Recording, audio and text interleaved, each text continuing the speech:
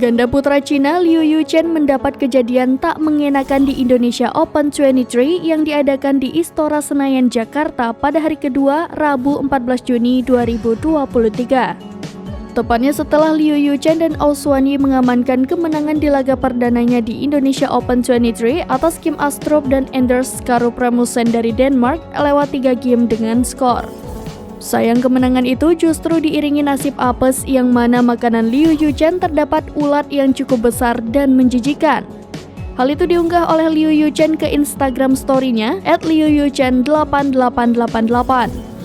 Sontak hal itu langsung mendapat sorotan oleh para badminton lovers. Banyak yang menyebut makanan Yuchen bukan berasal dari pihak hotel maupun panitia penyelenggara.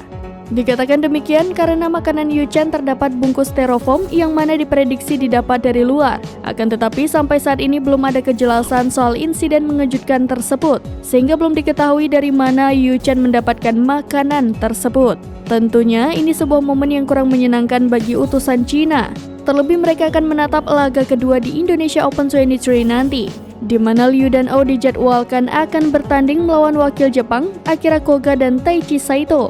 Jelang pertandingan tersebut, Liu dan Ao pastinya berharap bisa tampil apik. Namun dikarenakan kejadian kurang menyenangkan soal makanan, diharapkan tak menggoyahkan fokus Liu dan Ao.